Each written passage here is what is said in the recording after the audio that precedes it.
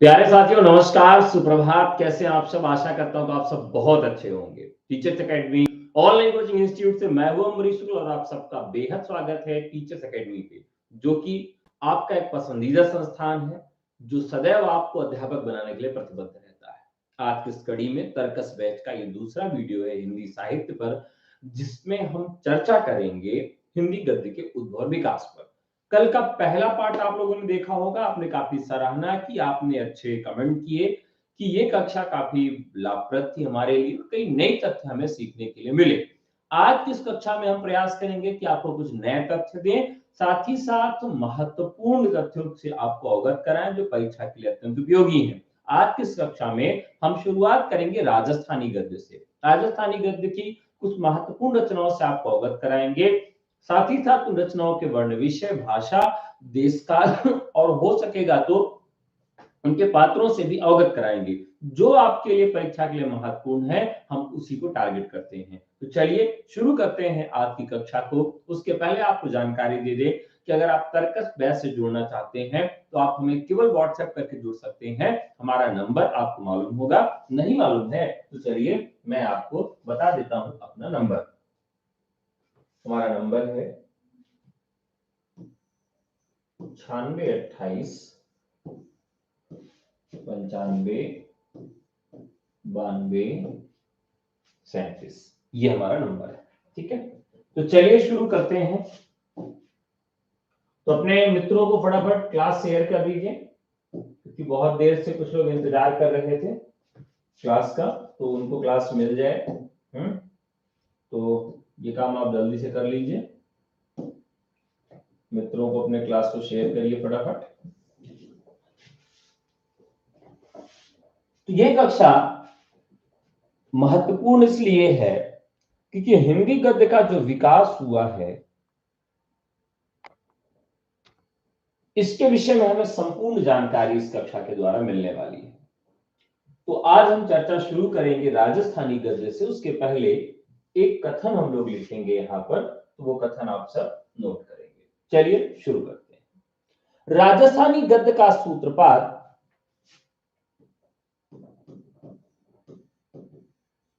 राजस्थानी गद्य का सूत्रपात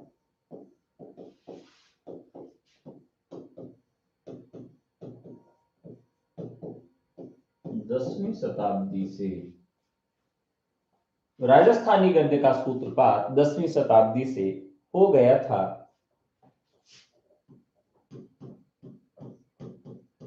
हो गया था।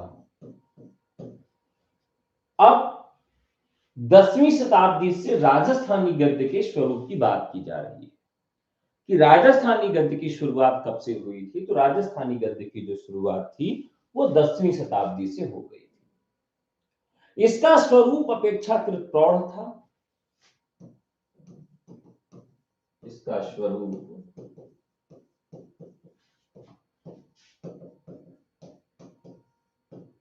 अपेक्षाकृत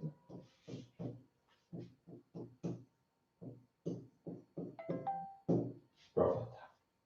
देखिए, मैं जब कोई क्लास पढ़ाता हूं और कोई टॉपिक पढ़ा के समाप्त करता हूं, तो आपके लिए खुली चुनौती देता हूं कि इस टॉपिक से किसी भी परीक्षा में भारत के अगर प्रश्न पूछा गया है तो हमारी कक्षा में आपको जरूर मिल जाएगा।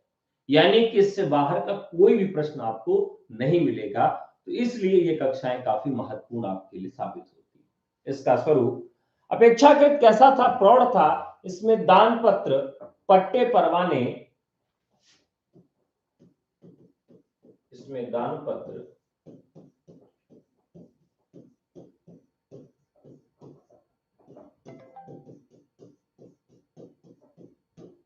अब ये राजस्थानी जो गद्य है उसके नमूने कहां कहां मिलते हैं वो लिख रहे हैं हम सब। तो ये दान पत्रों में मिलते थे, पट्टे परवानों में मिलते थे, जैनियों के धार्मिक उपदेश,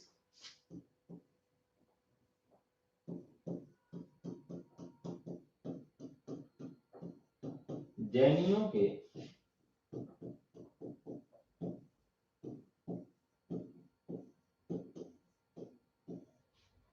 जैनियों के धार्मिक उपदेश में मिलते थे। राजनीति, गणित, इतिहास, काव्य शास्त्र, धार्मिक उपदेश, राजनीति, गणित, काव्य शास्त्र, यानी ये सब में आपको मिल रहा था। आदि विविध विषय उपलब्ध होते हैं। आदि विविध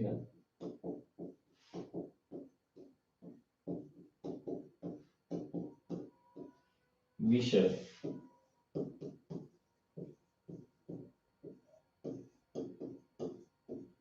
उपलब्ध होते हैं।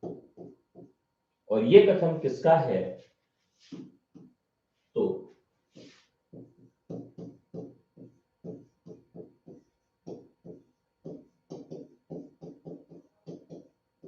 ये कथन है रामचंद्र तिवारी का। किसका कथन है? ये कथन है रामचंद्र तिवारी का। ठीक है, चलिए आगे बढ़ते हैं। टीकाओं और अनुवाद ग्रंथों की परंपरा भी इसमें सुरक्षित थी। स्वरूप की दृष्टि से राजस्थानी गद्य की जो प्रारंभ माने तो संस्कृत की समाज शैली और भाषा के अभ्रंश रूपों से प्रभावित रहा है।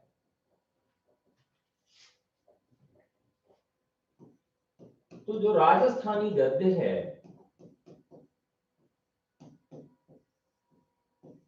इसका प्रभाव किससे किससे रहा है? तो संस्कृत की समाज शैली,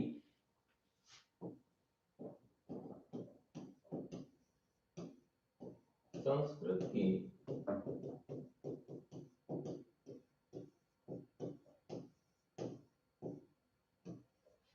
समाज शैली का इस पे प्रभाव रहा है। और दूसरा भाषा के अभ्रंश रूप,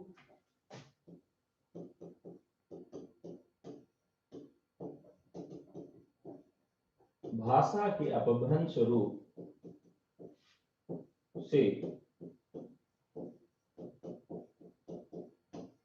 प्रभावित। तो राजस्थानी गद्य जो है वह किससे प्रभावित था? तो एक तो संस्कृत की समाज शैली से और दूसरा भाषा के अपभ्रंश रूप से प्रभावित था। ठीक है, और बाद में ब्रजभाषा गद्य और उसके बाद खड़ी बोली गद्य का भी प्रभाव पड़ा। ब्रजभाषा और फिर उसके बाद सबसे अंत में खड़ी बोली गद्य का भी प्रभाव पड़ता है। यानी राजस्थानी गद्य की जो शुरुआत हुई उसमें सबसे ज्यादा प्रभाव पहले स्थान पे संस्कृत की समाज शैली का पड़ा, दूसरे स्थान पर भाषा के अपभ्रंश के रूप का प्रभाव पड़ा, तीसरे स्थान पे ब्रजभाषा गद्य का प्रभाव पड़ा और चौथे स्थान पर खड़ी बोली गद्य का प्रभाव पड़ता है। अब ये जो रचनाएं लिखी गई राजस्थानी गद्य में वो कितने प्रकार की राजस्थानी गद्य की रचनाएं हमें मिलती हैं? तो राजस्थानी गद्य मूलतः 3 प्रकार के थे। कौन कौन से थे? स्वतंत्र रूप में लिखे गए मौलिक और अनुदित ग्रंथ, स्वतंत्र रूप में लिखे गए मौलिक एवं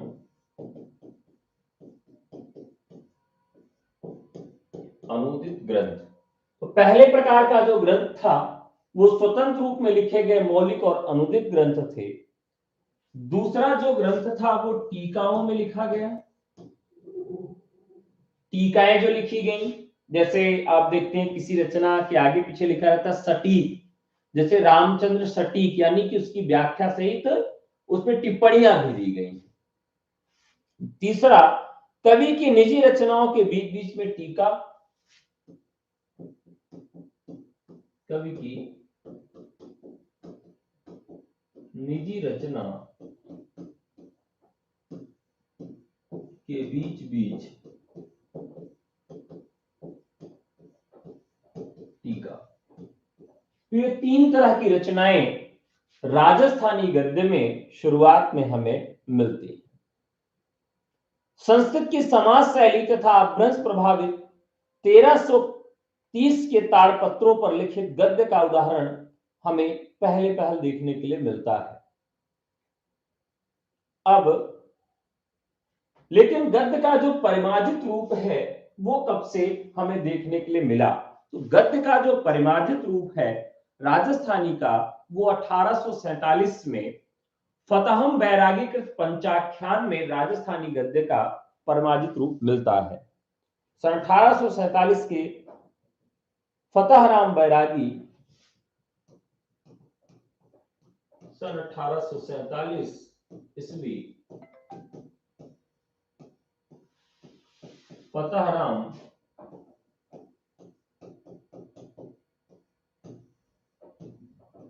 बैरागी कृत पंचाख्यान में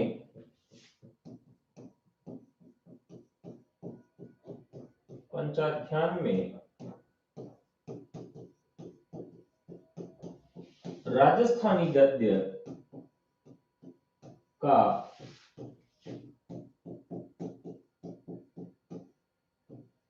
परिमार्जित रूप देखा जा सकता है।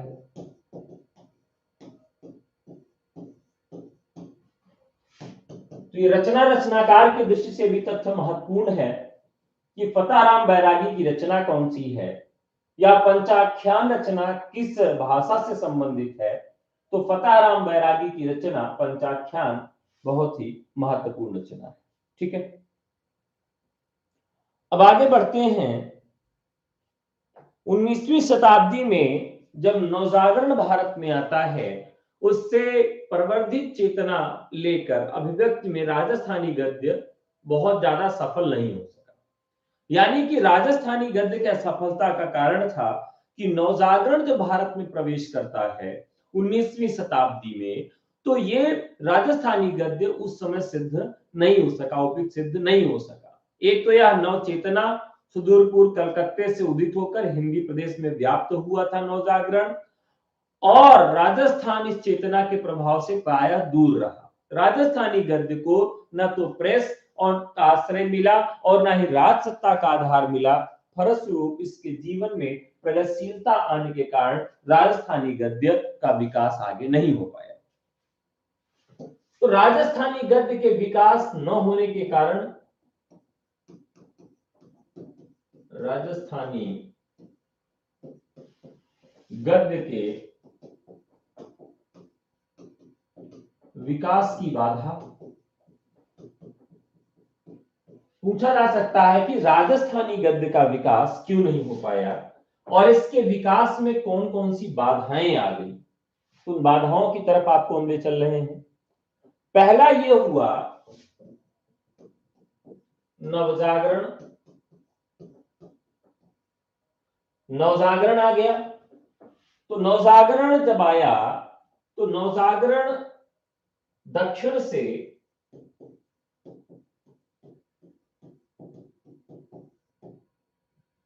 उत्तर की तरफ आया,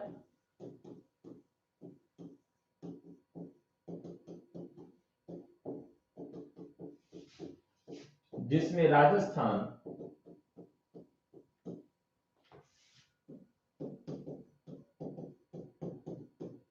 इससे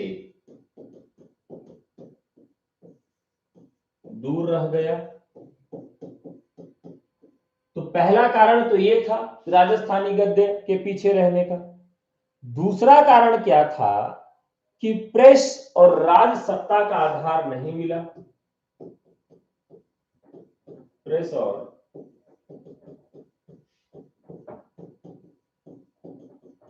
राज सत्ता का आधार नहीं मिला। अगर ये प्रेस यानी कि छापे खाने की भाषा हो जाता, या कोई राजा या कोई राज्य इसको आश्रय दे देता, तो हो सकता है कि इसको कुछ सहायता मिल जाती, लेकिन ऐसा नहीं हुआ। और जिसका कारण आप सब जानते हैं कि राजस्थानी गद्य बहुत सफल नहीं हो सका। तो राजस्थानी गद्य की रचनाओं पर भी चर्चा करेंगे।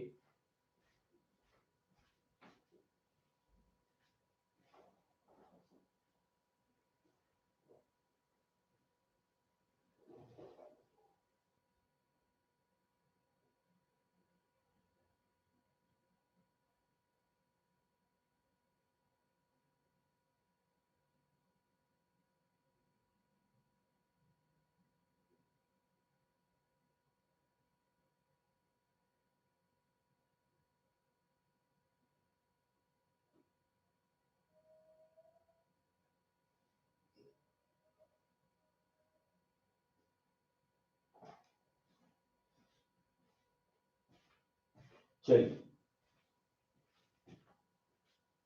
अब हम चर्चा कर लेते हैं जो राजस्थानी गद्य की प्रमुख रचनाएं हैं उनकी, कि कौन कौन सी रचनाएं राजस्थानी गद्य की हैं और हमारे लिए महत्वपूर्ण है।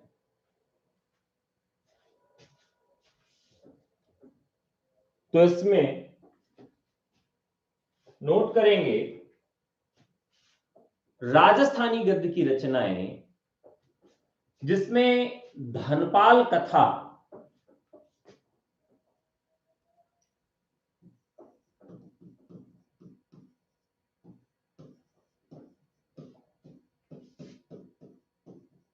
चौदहवीं शताब्दी, जिसके रचनाकार अज्ञात हैं,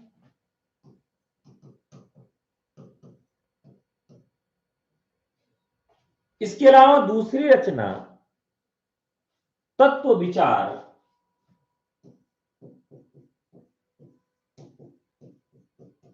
और ये रचना भी 14वीं शताब्दी की है और इसके भी रचनाकार जो है वो अज्ञात है। पृथ्वी चंद्र चरित,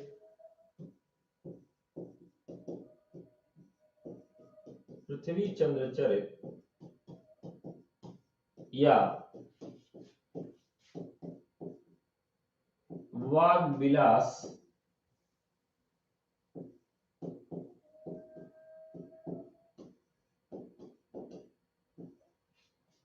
ये रचना थोड़ी सी महत्वपूर्ण है।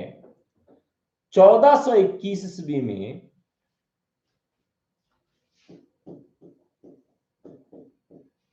और इसके रचनाकार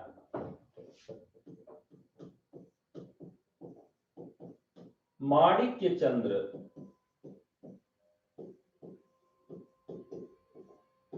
सूरी है।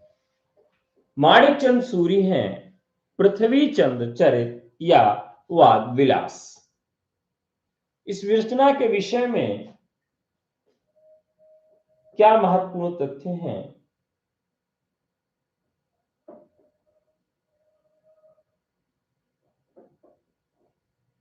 वाग विलास का अर्थ क्या होता है? सबसे पहला प्रश्न यही बनता है। इसका अर्थ होता है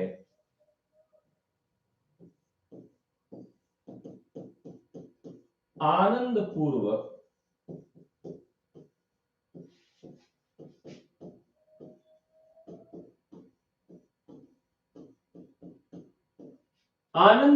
बातचीत करने को वाग विलास कहा जाता है।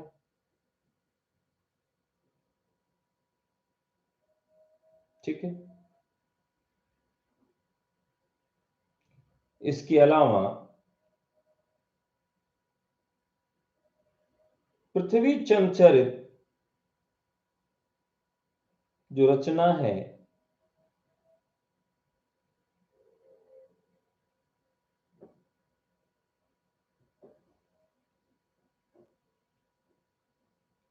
जिसके विषय में भी बहुत खास सूचनाएं प्राप्त नहीं होती हैं।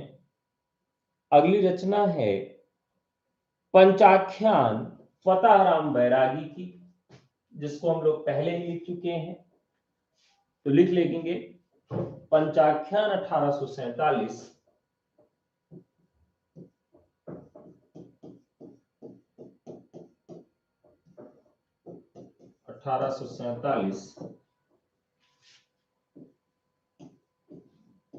फतेहराम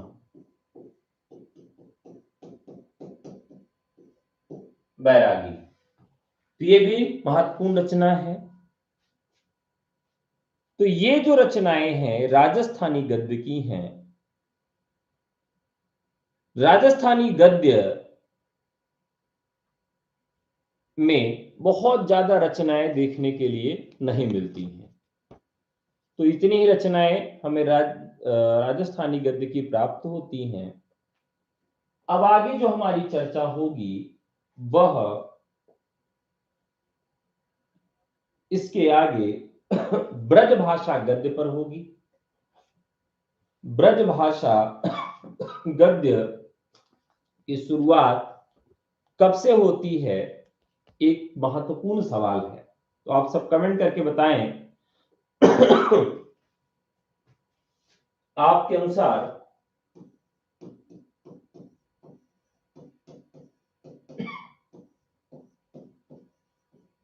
ब्रज भाषा गद्य की शुरुआत कब से होती है। जल्दी से बताएं आप सब कमेंट करके, ब्रज भाषा गद्य की शुरुआत कब से होती है।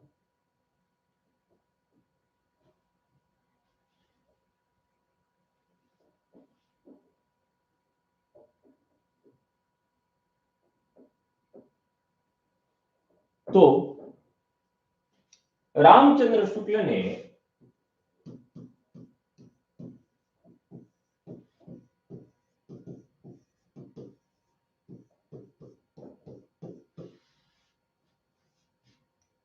चौदह सौ संवत में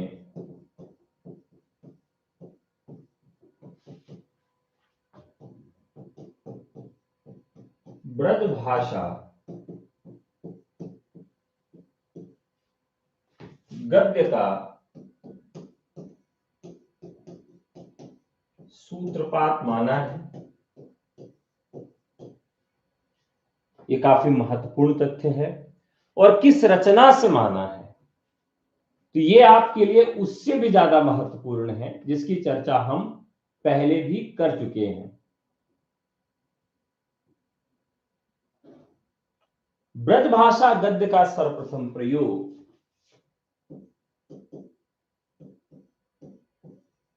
ब्रज भाषा गद्य का सर्वप्रथम प्रयोग नाथपंथी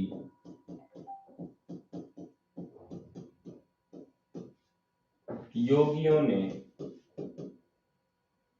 किया।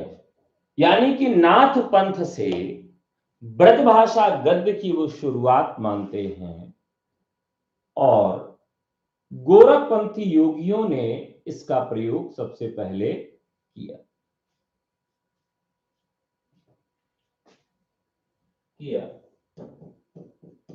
ये किसका कथन है, तो आचार्य रामचंद्र शुक्ल, यानी कि 1400 के आसपास वो मानते हैं कि ब्रज भाषा गद्य का सर्वप्रथम प्रयोग होता है। आगे बढ़ते हैं और महत्वपूर्ण तथ्यों की तरफ। ब्रज भाषा का प्राचीनतम रूप शुक्ल जी के अनुसार 1400 के आसपास हो गया था। यानी कि अगर उसको ईस्वी में देखें तो 1343 ईस्वी और संवत में देखें तो 1400 संवत। गोरखपंथी योगियों ने अपने धार्मिक उपदेशों में किया इसका प्राचीनतम विषय आचार्य सूर्य के निश्चित माना है। चाहे जो हो, यह संवत 1400 के ब्रज भाषा गद्य का नमूना है। अब एक भाषा वैज्ञानिक और इतिहासकार हुए वार्ष्णेय जी, उन्होंने कहा कि इस संबंध में कुछ गोरखपानी रचनाओं के नाम लिए जाते हैं जिनमें राजस्थानी और खड़ी बोली मिश्रित ब्रजभाषा गद्य के उदाहरण मिलते हैं, किंतु रचनाओं के विषय में प्रामाणिक रूप से कुछ भी नहीं कहा जा सकता। शुक्ल जी ने जिसे 1400 संवत के आसपास का गद्य मानते हैं उसका प्रकार अलग है। तो उस पर थोड़ा सा असंतोष कई आचार्यों को या भाषा वैज्ञानिकों को, इतिहासकारों को भी रहा। ब्रजभाषा के विषय में बहुत सारे शोध कार्य हुए और उसमें बहुत सारी रचनाएं प्राप्त होती हैं और उन रचनाओं के आधार पर एक नए तथ्य सामने आए। तो वल्लभाचार्य के पुत्र गोसाई विठ्ठलनाथ कृत श्रृंगारस मंडन, इस रचना को जरूर लिखेंगे। 17वीं शताब्दी के उत्तरार्ध में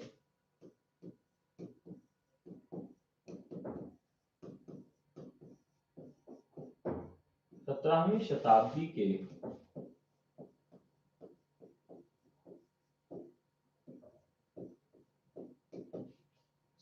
शताब्दी के उत्तरार्ध में कौन आता है? वल्लभाचार्य के पुत्र गोसाई विठ्ठलनाथ।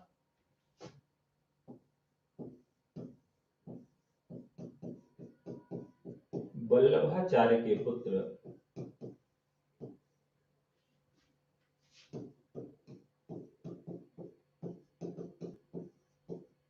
गोसाई विठ्ठलनाथ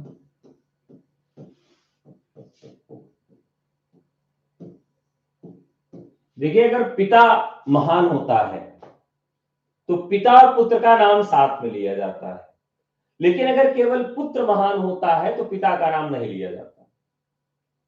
समझिए, अब नरेंद्र मोदी के पिताजी का नाम उनके साथ नहीं लिया जाता है, नरेंद्र दामोदर दास मोदी।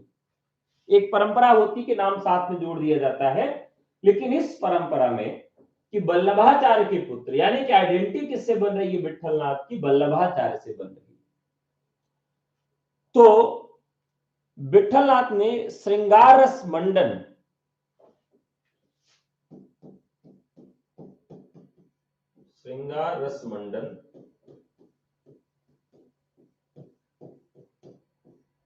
तथा अब विठ्ठलनाथ के पुत्र गोसाई गोकुलनाथ तथा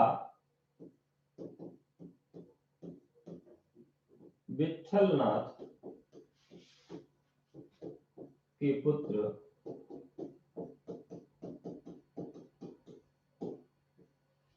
गोसाई गोकुलनाथ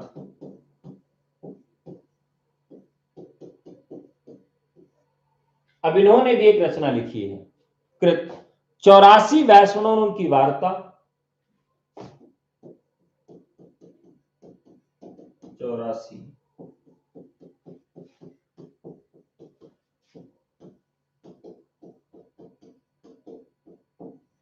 और 252 वैष्णव की वार्ता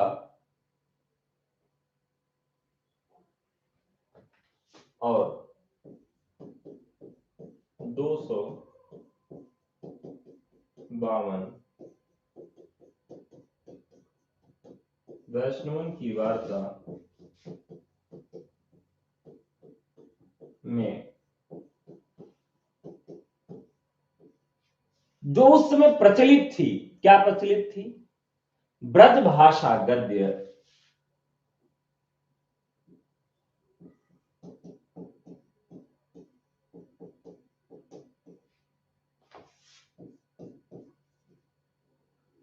ब्रजभाषा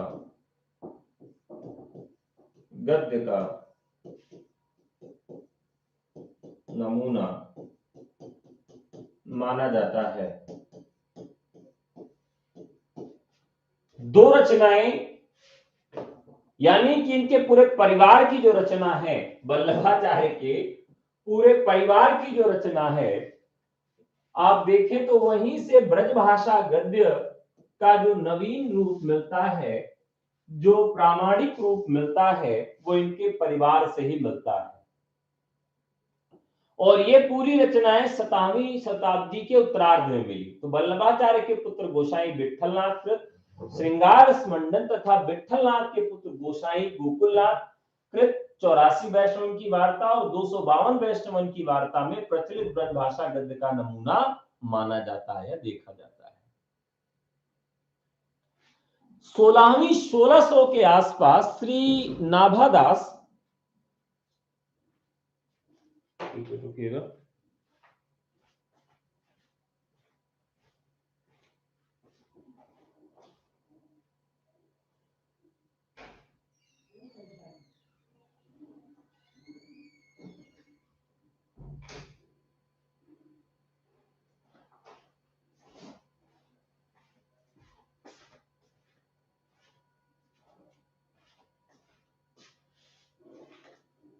तो हम बात कर रहे थे कि जो रचना है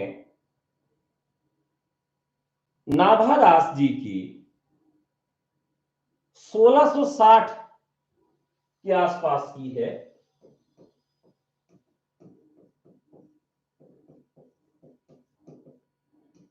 नाभादास ने जो रचना लिखा अष्टायाम,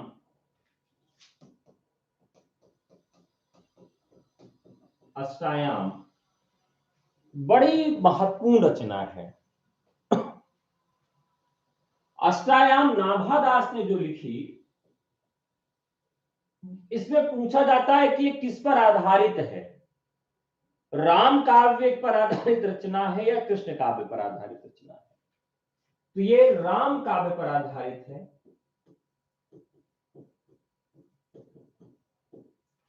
क्योंकि इसमें राम की दिनचर्या का वर्णन हुआ है और ओरछा नरेश महाराज जसवंत सिंह के आश्रित थे। ओरछा नरेश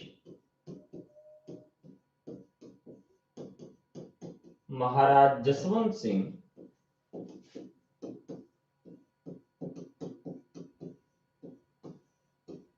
के आश्रित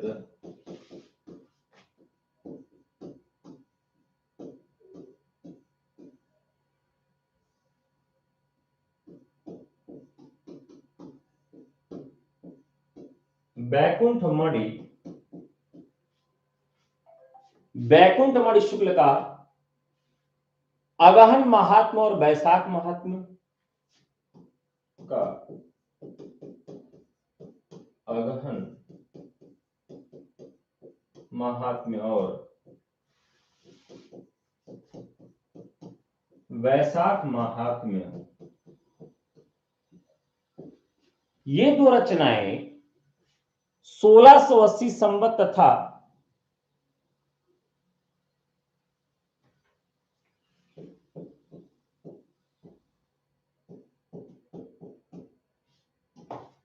इसी समय एक और रचना लिखी गई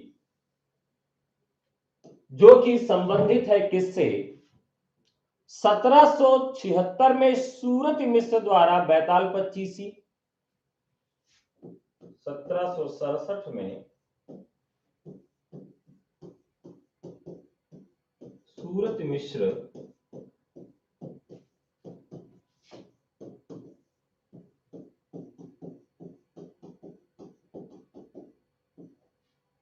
सूरत मिश्र के द्वारा लिखी गई रचना बैताल पच्चीसी, ये इससे संबंधित रचनाएं हैं।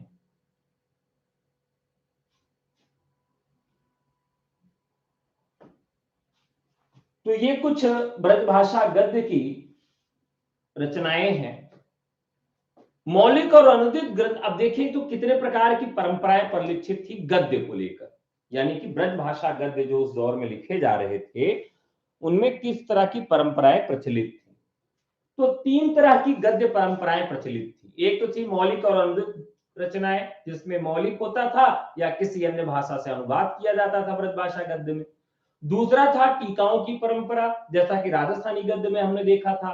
और तीसरा है काव्य संग्रहों के बीच बीच में स्फुट टीकाएं, यानी काव्य संग्रह तो लिखे रहते थे लेकिन उनका अर्थ बताने के लिए बीच बीच में ब्रजभाषा गद्य का प्रयोग कर दिया जाता था। तो ये इस तरह से हमको देखने के लिए मिलता है।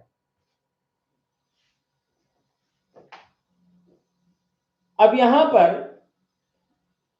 प्रियदास एक नाम मिलेगा आपको।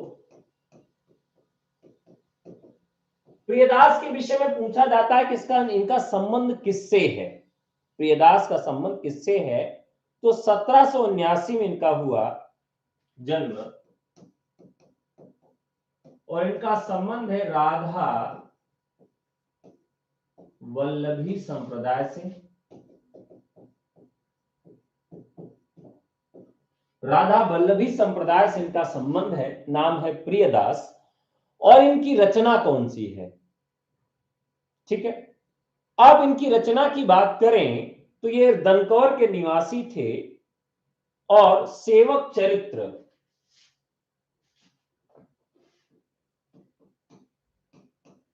दनकौर निवासी इन्होंने लिखा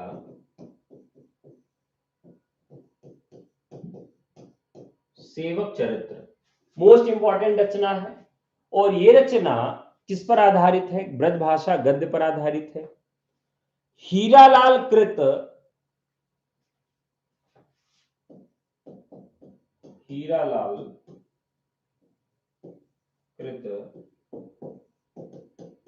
आईने अकबरी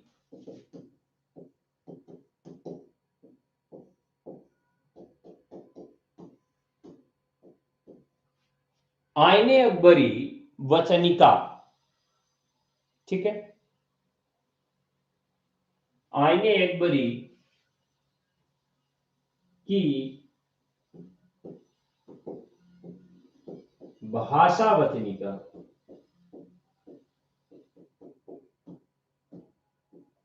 क्लियर है?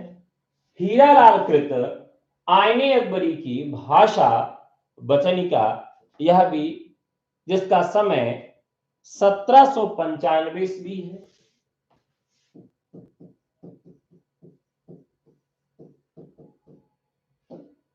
तो ये हीरालाल कृत है, ये भी ब्रजभाषा गद्य के लिए महत्वपूर्ण रचना है। लल्लूलाल कृत राजनीति 1802, लल्लूलाल कृत राजनीति 1802। और इस रचना का समय क्या है?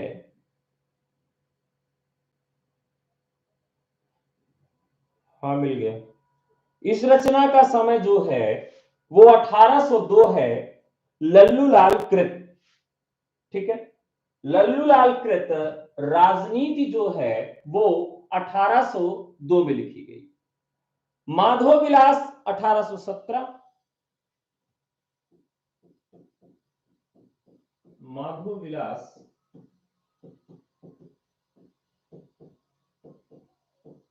माधव विलास जो रचना है ये 1817 में आई।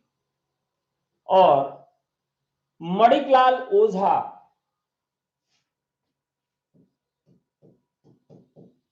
मणिकलाल ओझा इसी समय आते हैं और इनकी रचना परीक्षाओं में कई बार पूछी गई है, काफी महत्वपूर्ण है। सोमवंशन की वंशावली, सोमवंशन की वंशावली 1828 में। अब इसमें दो रचनाएं बहुत महत्वपूर्ण हैं जो ब्रजभाषा गद्य के दृष्टि से काफी महत्वपूर्ण हैं, जिनमें से एक तो प्रियदास की सेवक चरित्र बहुत महत्वपूर्ण रचना है और दूसरी लल्लूलाल की राजनीति और माधव विलास, ये ब्रजभाषा गद्य के उत्कृष्ट नमूने प्रस्तुत करती है। सेवक चरित्र और राजनीति और माधव विलास ये बहुत ही उच्च ब्रजभाषा गद्य की रचनाएं हैं। तो अब जो माधव विलास रचना है इनकी, ये आप सब जानते होंगे 19वीं शताब्दी के सामाजिक जीवन का जो स्वरूप है उसको चित्रण करती है। गद्य पद्य की मिश्रित रचना है और पद्यों की संख्या अपेक्षाकृत इसमें अधिक है, गद्य इसमें थोड़ा कम है। ब्रजभाषा गद्य में बहुत सारी टीकाएं भी लिखी गई। क्या लिखी गई? ब्रजभाषा गद्य में टीकाएं लिखी गई।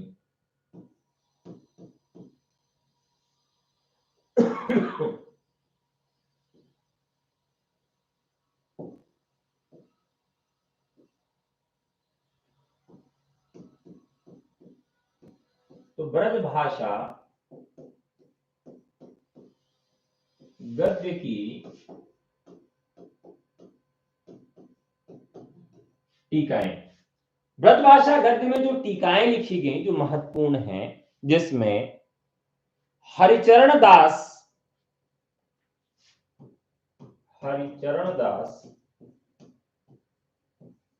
इसको हम लोग बहुत पहले लिख चुके हैं, जब मैं आपको रीतिकाल लिखा रहा था उसी समय। बिहारी सतसई की टीका, बिहारी सतसई की टीका 1777, ये मोस्ट इंपॉर्टेंट है। कविप्रिया की टीका,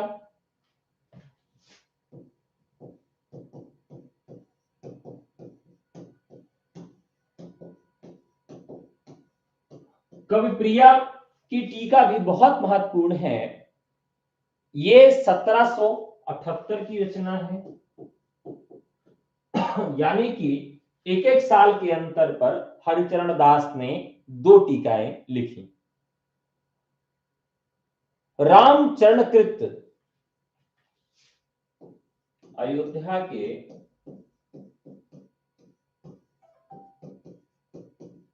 रामचरण कृत, अयोध्या के जो रामचरण थे उन्होंने रामायण सटीक लिखा 1784,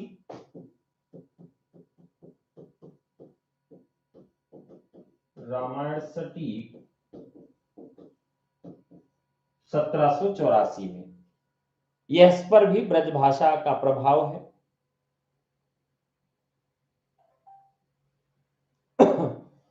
असनी के ठाकुर द्वितीय कृत देवकी नंदन की टीका,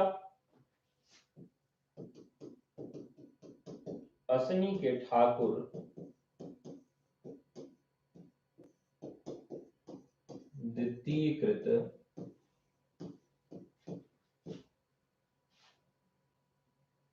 अब देखिए ठाकुर कई नाम, मतलब एक ही नाम से कई ठाकुर मिलते हैं।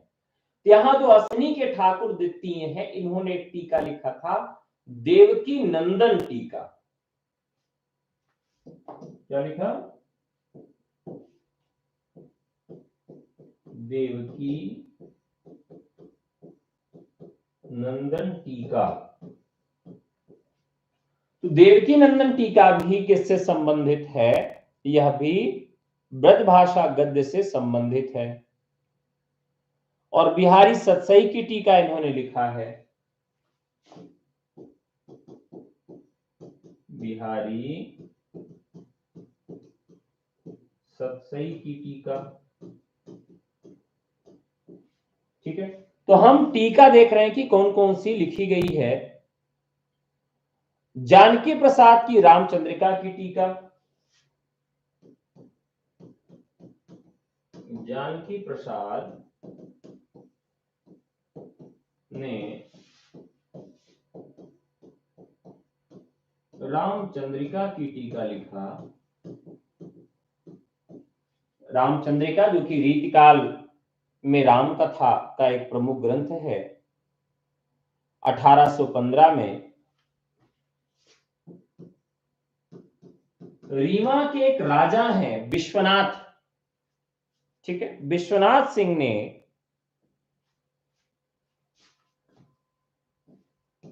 राजा विश्वनाथ सिंह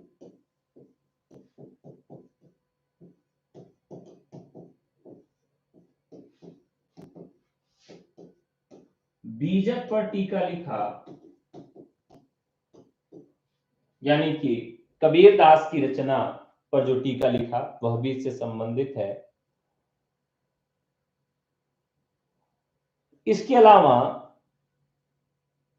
सरदार कवि ने रसिक प्रिया की टीका लिखी।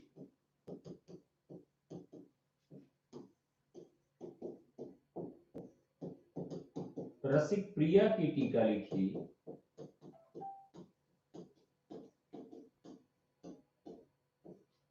सरदार कवि ने कौन सी टीका लिखी?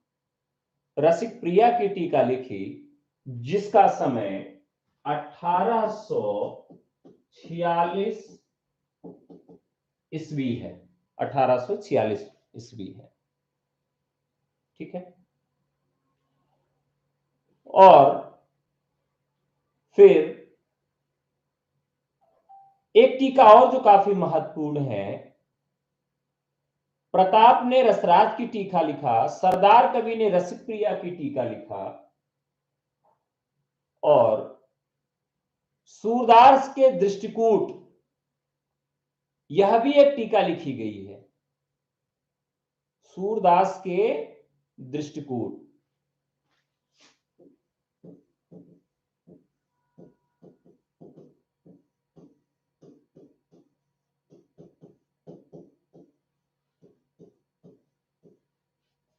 सूरदास के दृष्टिकूट, ठीक है। तो ये सरदार कवि ने टीका लिखा जो कि ब्रजभाषा गद्य से प्रभावित है।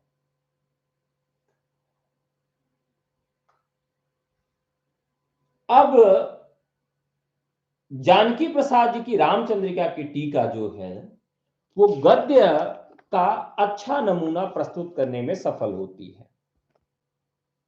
ब्रजभाषा गद्य का अगर अच्छा नमूना देखें तो यह रचना देने में काफी सफल होती है। अब अगर देखें तो ब्रजभाषा गद्य की शुरुआत हुई, समाप्त तो हो गया, उसके पीछे के कारण क्या थे उस पर भी थोड़ा चर्चा करना बहुत जरूरी हो जाता है। तो दरअसल ब्रजभाषा गद्य जो है वो नवीन आवश्यकताओं के अनुरूप अपने आप को बदल नहीं सका। अंग्रेजों के आने के बाद राजकीय कार्यों में अंग्रेजी के बाद खड़ी बोली गद्य का प्रथम स्थान आ गया। ब्रजभाषा के जो प्रदेश है इसमें कोई सामूहिक आंदोलन नहीं हुआ और ब्रजभाषा गद्य को जो प्राणवान बना पाता। सामाजिक चेतना और नवीन गतिशीलता का क्षेत्र बंगाल से ब्रजभाषा क्षेत्र की सीमाएं बहुत दूर थी और राजस्थानी गद्य की भांति ब्रजभाषा गद्य भी अपना विकास नहीं कर सका। तो जैसे राजस्थानी गद्य का विकास नहीं हुआ क्योंकि जो नवजागरण था वो दक्षिण भारत से उत्तर भारत की तरफ आया। अंग्रेज दक्षिण भारत में पहले आया और उत्तर भारत में उन्होंने प्रकाश किया, अपना प्रकाशित किया। ब्रजभाषा क्षेत्र में कोई बहुत बड़े आंदोलन भी नहीं हुए। छापे खाने में भी ब्रजभाषा का प्रयोग नहीं किया गया। आंदोलन की भाषा भी ब्रजभाषा नहीं बन पाई। तो ये कई कारण थे। राजनीतिक पराश्रय भी ब्रजभाषा को नहीं मिला कि कोई राजा जो है अपने राज दरबार में ब्रजभाषा में कामकाज शुरू कर दे। तो ये सारे कारण थे। अंग्रेजों के आने के बाद या तो अंग्रेजी में कामकाज होता था या धीरे धीरे खड़ी बोली में कामकाज चालू हो गया था। तो जिसके फलस्वरूप ब्रजभाषा गद्य ब्रजभाषा को पराश्रय नहीं मिला और ब्रजभाषा का गद्य विकसित न होकर समाप्ति के कगार पर पहुंच चुका था। भारत में हिंदी खड़ी बोली गद्य के विकास में दक्षिण पूर्व में दक्षिणी नाम से खड़ी बोली का विकास हो चुका था। यानी कि जो खड़ी बोली है इसका एक अलग या इससे मिलता जुलता रूप जो है दक्षिणी हिंदी नाम से खड़ी बोली का विकास हो रहा था, जिसके पद्य और गद्य दोनों तरह की रचनाएं लिखी जा रही थी। उत्तर भारत में हिंदी खड़ी बोली गद्य की चर्चा और पूर्व में दक्षिणी खड़ी बोली पद्य का परिचय मिलता है। तो अब यहां पर हम बात करेंगे एक और गद्य की जिसको हम कहते हैं दक्षिणी का खड़ी बोली गद्य। अब यहां देखते हैं पूर्व दक्षिण में दक्षिणी,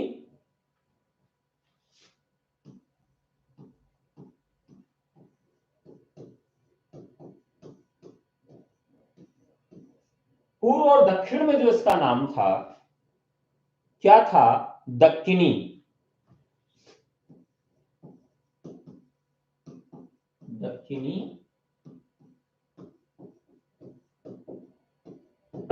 खड़ी बोली। तो पूर्व दक्षिण में दक्षिणी खड़ी बोली इसका नाम था, ठीक है। और पद्य और गद्य दोनों रचनाएं हो रही थी। उत्तर भारत में हिंदी खड़ी बोली गद्य की,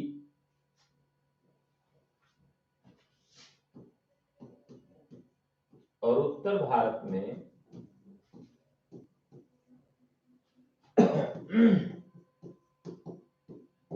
खड़ी बोली गद्य रचनाएं हो रही थी, उस पर चर्चा हो रही थी। तो ये दो स्वरूप मिलते हैं, जबकि इनमें साम्यता भी बहुत ज्यादा है।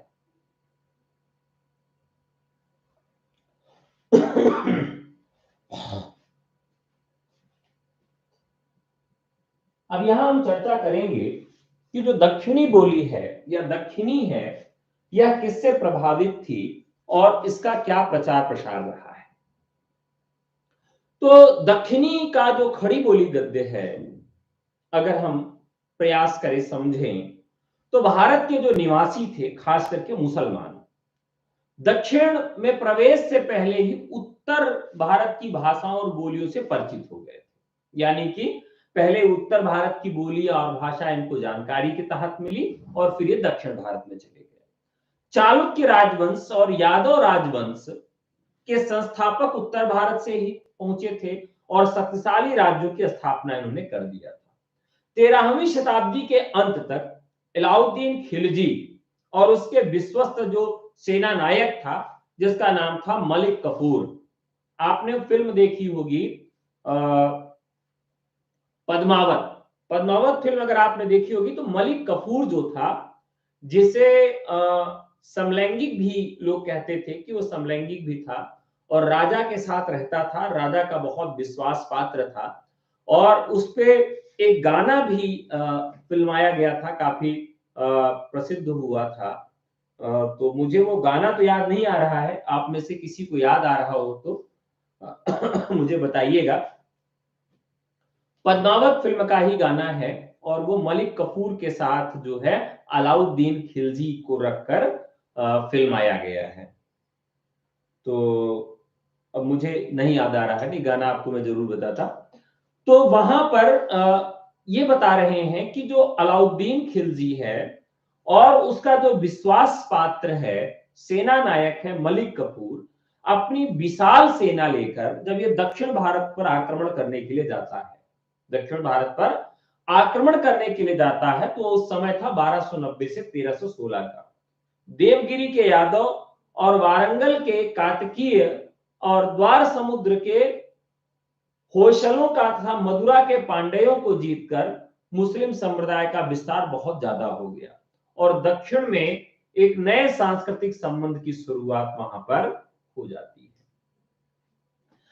समझने का प्रयास करिए कि जो दक्षिण भारत है, दक्षिण भारत में ये लोग हिंदी सीख कर जाते हैं, और जब हिंदी सीख के जाते हैं, यानी कि उत्तर भारत की जो भाषा है उसको सीख के जाते हैं, तो निश्चित तौर पर वहां उस समय जो भाषा थी वो एक संक्रमण के दौर में पहुंच जाती है। साहित्यकारों ने हिंदी को कई नाम दिया, तो लिख लेते हैं।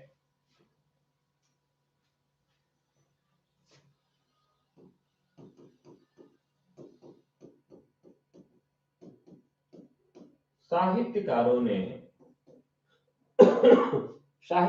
ने इसको कभी हिंदी, कभी जबाने हिंदुस्तान,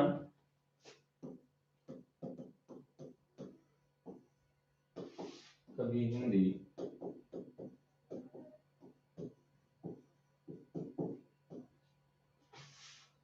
कभी जबाने हिंदुस्तान,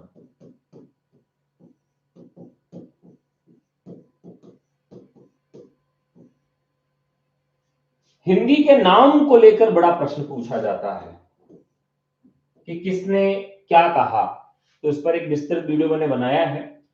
साहित्यकारों ने इसे कभी हिंदी कहा, कभी जबाने हिंदुस्तान कहा और कभी दक्कनी कहकर पुकारा।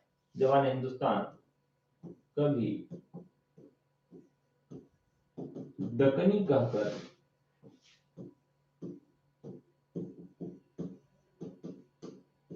पुकारा। ठीक है, इतने नाम इसके थे।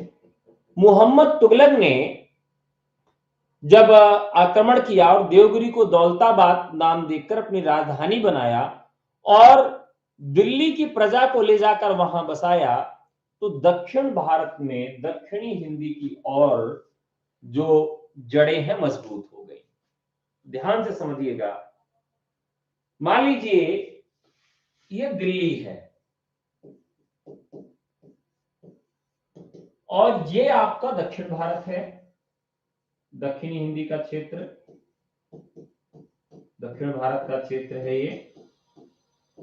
दिल्ली वाले जो राजा हैं या उत्तर भारत के जो राजा हैं, वो उत्तर भारत को जीतते हुए यहां पहुंचे, और जब कुछ राजा उत्तर भारत को भी जीतते हैं और दिल्ली की प्रजा को लेकर गए और वहां पर उन्होंने उसको बसा दिया।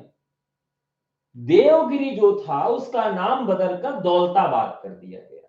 देवगिरी जिसका नाम था उसका नाम क्या कर दिया गया? दौलताबाद।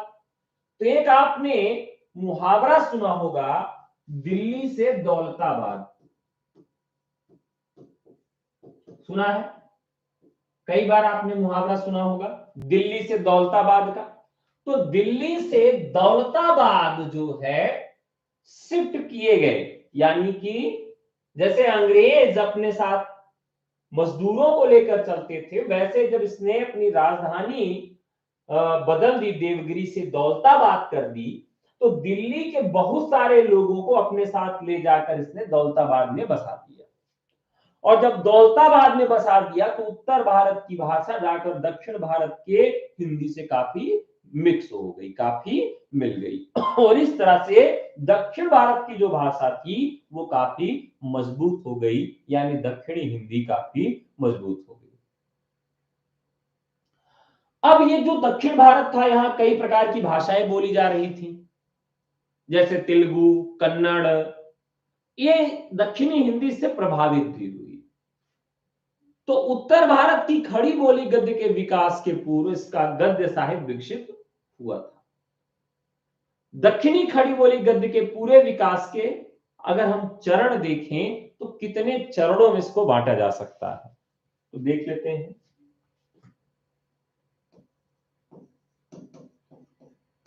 दक्षिणी हिंदी के विकास के चरण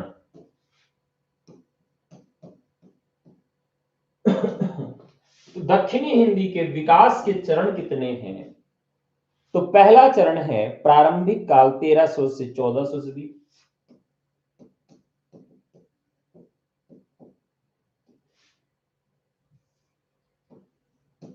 प्रारंभिक काल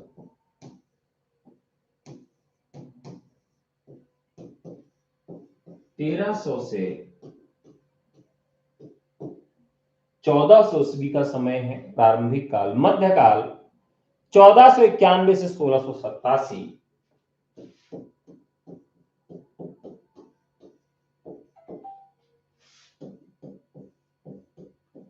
यहां से भी एक बार प्रश्न पूछ लिया गया था कि दक्षिणी हिंदी के विकास की यात्रा या उसका विभाजन बताइए, और उत्तर काल 1688 से 1850।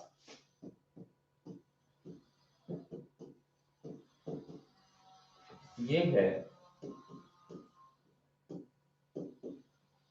उत्तर काल। तो हम देखते हैं कि 3 कालों में इसे बांटा गया, प्रारंभिक काल, मध्यकाल और उत्तर काल। प्रारंभिक काल का समय 1300 ईस्वी से 1400 ईस्वी तक, मध्यकाल का समय 1491 से 1687 ईस्वी तक, और उत्तर काल का समय 1688 ईस्वी से 1850 ईस्वी तक का समय यहां पर निर्धारित किया गया दक्षिणी हिंदी के 3 चरणों में। तो दक्षिणी हिंदी के कितने चरण हैं? 3 चरण हैं। अब इसमें सबसे ज्यादा प्रसिद्ध कौन है? इस चरण में सबसे ज्यादा प्रसिद्ध कवि लेखक किस चरण में आए? तो ख्वाजा बंदा नेवाज गेसूदराज। ख्वाजा बंदा नवाज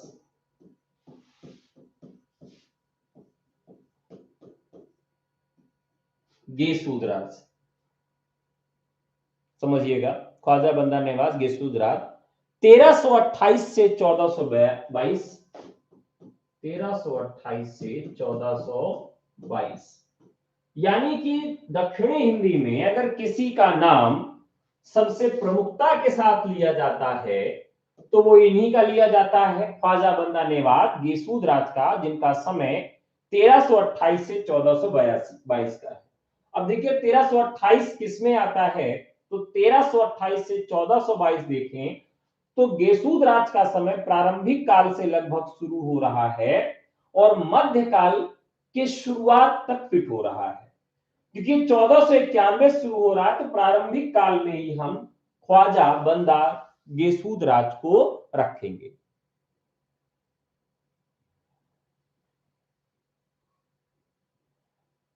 तेरह सौ 1399 में निजामुद्दीन औलिया के खलीफा उत्तराधिकारी ख्वाजा नसरुद्दीन देहली, तो निजामुद्दीन औलिया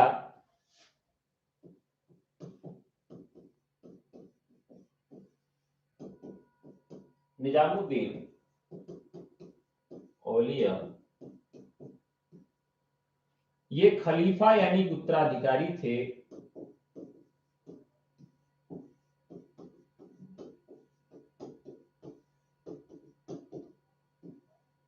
इस्लाम में। खलीफा और उत्तराधिकारी घोषित किए जाते थे, तो जिसमें निजामुद्दीन औलिया को खलीफा घोषित किया गया था और ख्वाजा नसीरुद्दीन देहली के प्रमुख शिष्य थे। 1399 ईस्वी के आसपास अपने मत का प्रचार करने के लिए गुलबर्ग चले आए थे। इनकी प्रसिद्ध जो रचना है मिराजुल आस्कीन,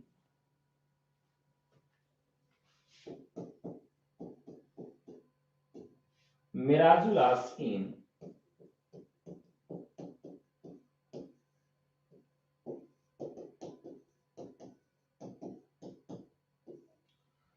ये रचना बहुत महत्वपूर्ण है और इसे दक्षिणी गद्य की पहली पुस्तक माना जाता है। दक्षिणी गद्य की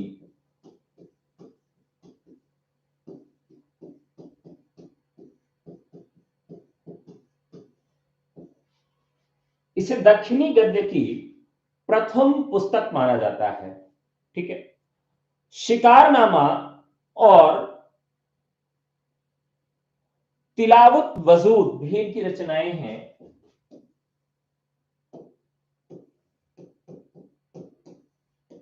शिकारनामा और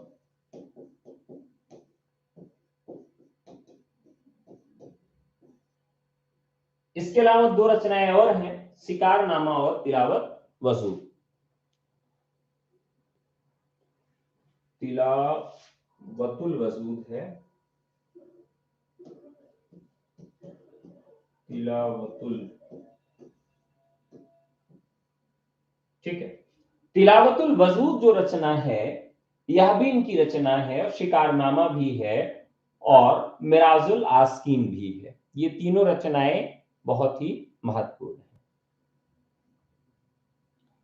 बहुत सारे विद्वान इस पे मतभेद भी करते हैं और कहते हैं कि ये रचनाएं इनकी नहीं है, उस पर शंका व्यक्त करते हैं।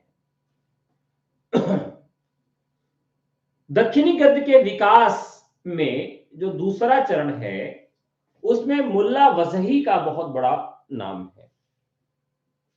पहले चरण में इनका बड़ा नाम है, दूसरे चरण में मुल्ला वजही, दूसरे चरण में मुल्ला वजही का बहुत बड़ा नाम है। इनका जीवन वृत्त ज्ञात नहीं होता है। मोहम्मद अली कुतुब शाह के समकालीन थे। तो मोहम्मद कुली कुतुब शाह यहां लिख लेंगे, मोहम्मद अली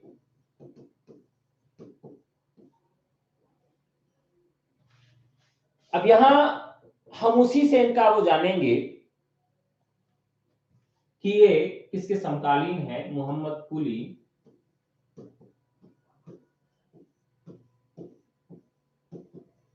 कुतुब शाह के समकालीन थे और इसी आधार पर इनका समय निकाला जाता है 1580 से 1612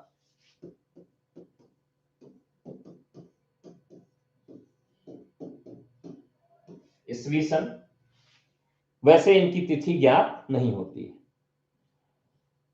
कुतुब मुस्तरी इन्होंने लिखा है,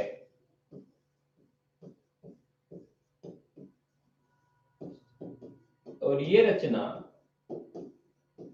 एक प्रेम कथा है और इस प्रेम कथा के जो नायक हैं, कथा नायक, वो स्वयं मोहम्मद कुली कुतुब शाह है।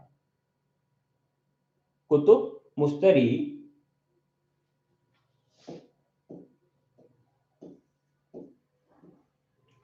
कुतुब मुस्तरी के जो प्रेम कथा है और इसके नायक कौन है,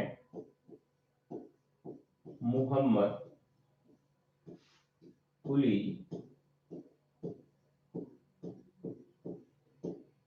कुतुब शाह। ठीक है। सन 1609 में यह रचना लिखी गई थी और ऐसा कहा जाता है कि स्वयं मोहम्मद कुली कुतुब शाह जो थे एक श्रेष्ठ कवि थे और इन्होंने एक रचना भी लिखी है।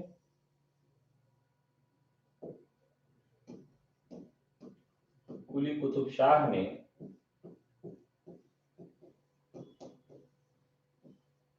एक रचना लिखी, क्या नाम था, कुलियाते कुली कुतुब शाह। कुलियाते कुली कुतुब शाह। अब आप देखिए तो बड़ा अच्छा लिखा ना इन्होंने। इनकी रचना को याद ही नहीं करना पड़ेगा, बहुत आसानी से याद हो जाएगी, बहुत अच्छे आदमी थे। ठीक है। एक बृहद काव्य ग्रंथ है ये और मुल्ला वजही की एक बहुत ही प्रख्यात गद्य कृति थी सबरस। मुल्ला वजही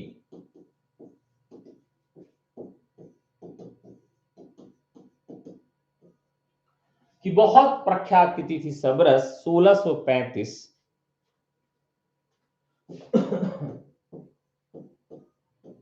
बहुत ही महत्वपूर्ण कृति है। वैसे आप सब इस कृति का नाम जानते ही होंगे। तो सबरस को उर्दू साहित्य की प्रथम गद्य रचना भी माना जाता है।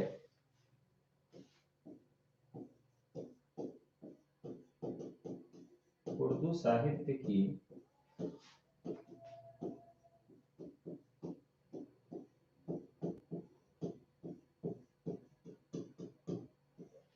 इसे उर्दू साहित्य की प्रथम गद्य रचना भी माना जाता है।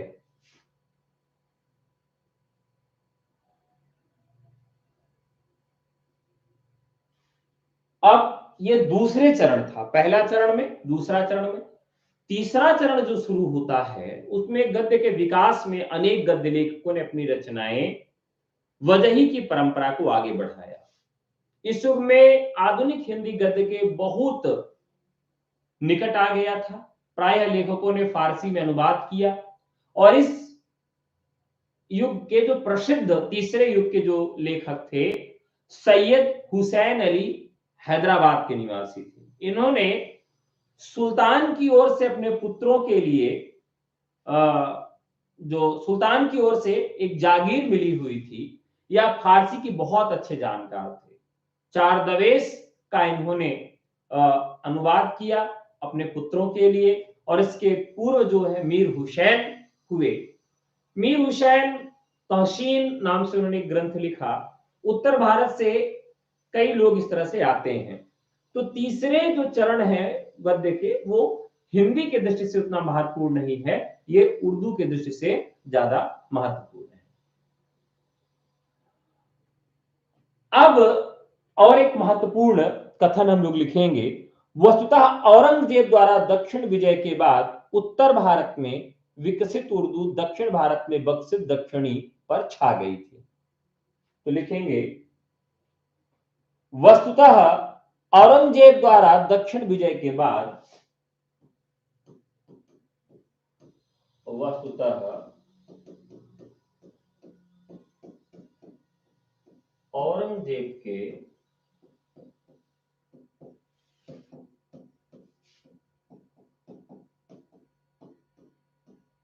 दक्षिण विजय के बाद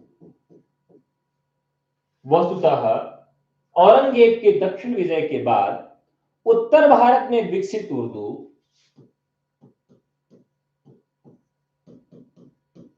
उत्तर भारत में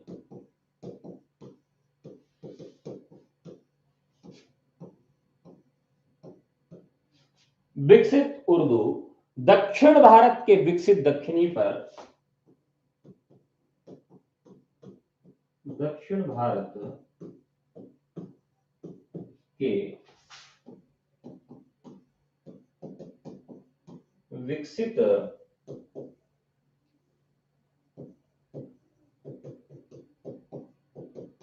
दक्षिणी पर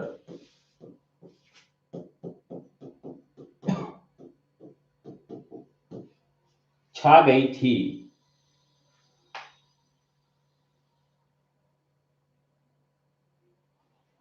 आगे लिखते हैं दक्षिणी हिंदी खड़ी बोली हिंदी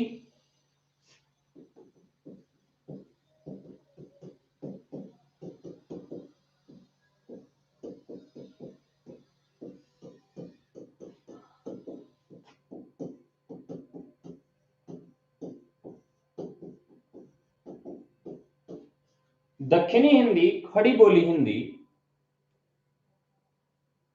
उत्तर भारत में विकसित और उर्दू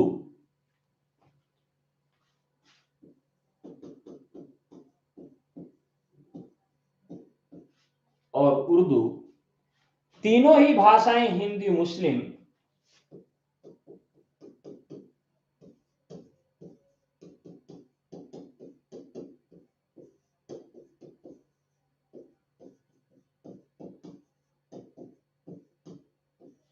तीनों ही भाषाएं हिंदू मुस्लिम संस्कृत संश्लेष की उपज है। संस्कृति संश्लेष की उपज है। कथन है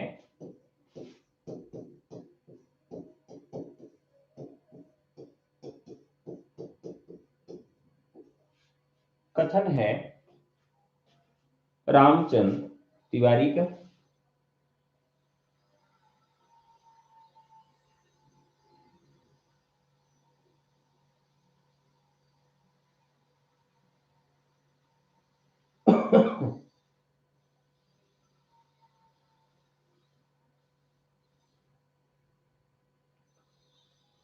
तो हम लोगों ने यहां तक कर लिया। अब थोड़ी सी और डिटेल लिख लेंगे तीसरे चरण की, एक जो मैंने आपको कहा कि अनुवाद किया गया था, और उसके बाद फिर हम अगले चरण पे चलेंगे। यहां पर जिस रचना की चर्चा कर रहे थे,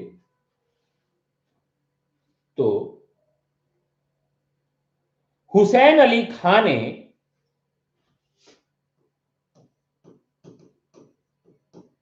हुसैन अली खान ने एक अनुवाद किया 1829 में।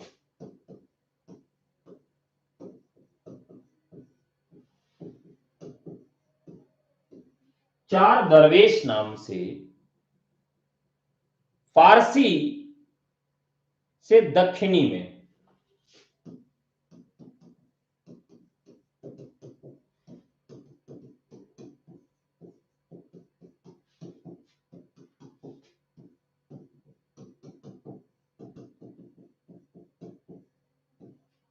ठीक है।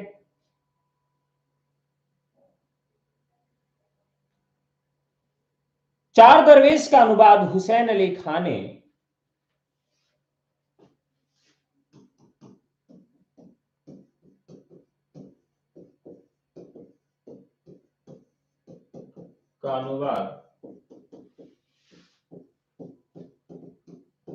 हुसैन अली खान ने अपने पुत्रों के लिए किया था।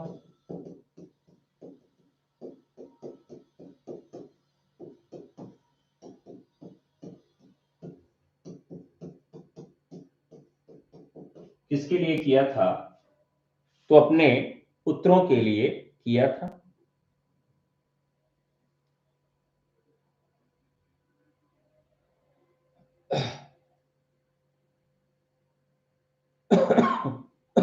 ठीक है। अब इसके बाद हम खड़ी बोली की चर्चा करेंगे, लेकिन उसके पहले थोड़ा सा और देख लेते हैं। खड़ी बोली का जो प्रारंभिक दक्षिणी साहित्य में रूप मिलता है, दक्षिण के साहित्यकारों ने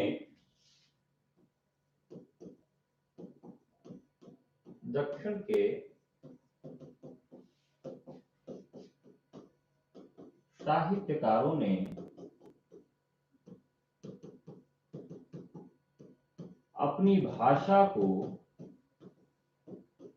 क्या नाम दिया? प्रश्न बनता है कि अपनी भाषा को उन्होंने क्या नाम दिया। तो देखते हैं कि क्या क्या नाम उन्होंने दिया है, काफी परीक्षा की दृष्टि से महत्वपूर्ण है। हिंदी, हिंदवी दक्षिणी, हिंदी, हिंदवी,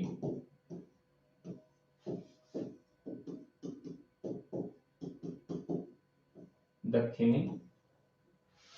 तो ये तीन तो नाम प्रमुख रूप से आते थे। देहलवी और जबान हिंदुस्तानी,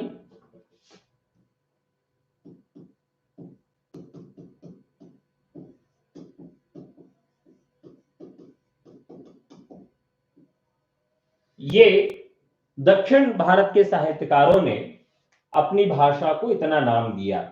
ये भी परीक्षा के दृष्टिकोण से काफी महत्वपूर्ण है।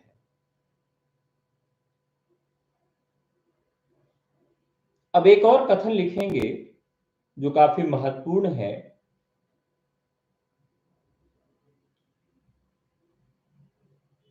और मेराजुल आस्कीन में सूफी धर्म का प्रचार है। वे एक कथन लिखेंगे जो काफी चर्चित और महत्वपूर्ण कथन है। इस भाषा में पंजाबी, हरियाणवी और खड़ी बोली का मेल था। इस भाषा में पंजाबी, हरियाणवी और खड़ी बोली का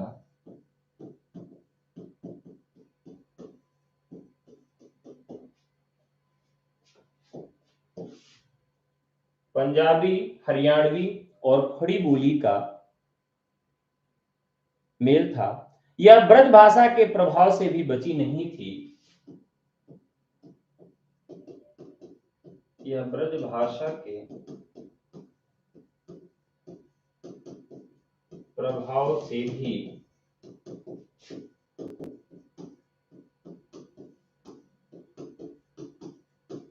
यह ब्रज भाषा के प्रभाव से भी बची नहीं थी। और सबसे बड़ी बात यह थी कि इसमें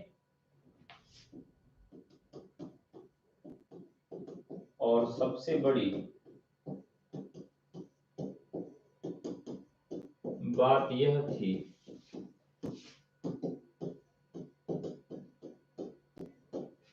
कि इसमें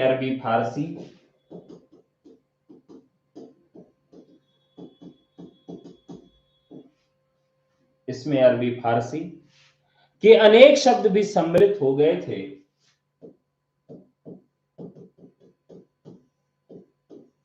अनेक शब्द भी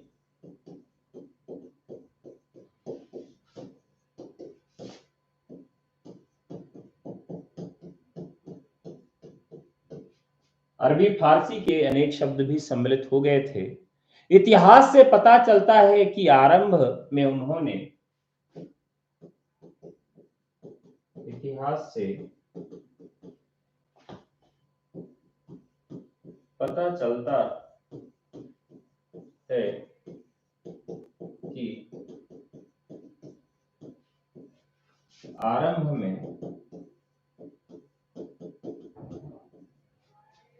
में उन्होंने मतलब दक्षिण वालों ने उसी भाषा से काम चलाया।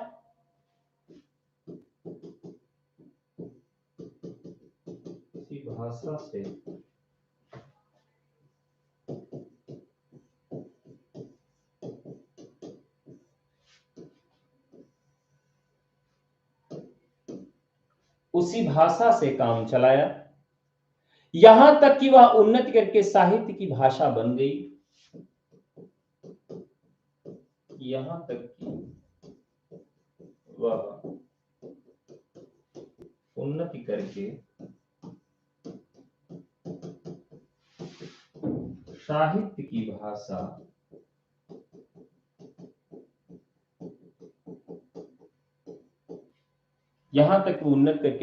भाषा बन गई।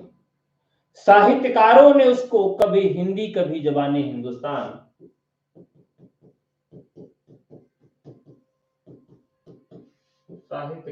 उसे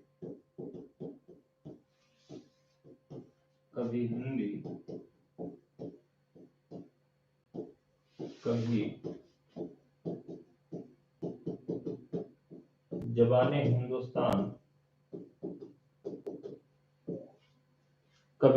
कभी ज़बाने हिंदुस्तान और कहा और कभी दक्कनी कहकर पुकारा। कहा और कभी दक्कनी कहकर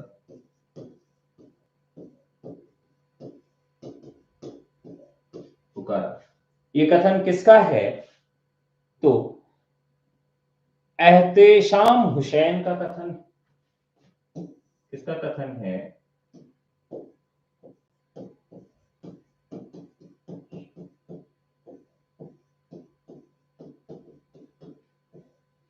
तो ये एहतेशाम हुसैन का महत्वपूर्ण कथन है।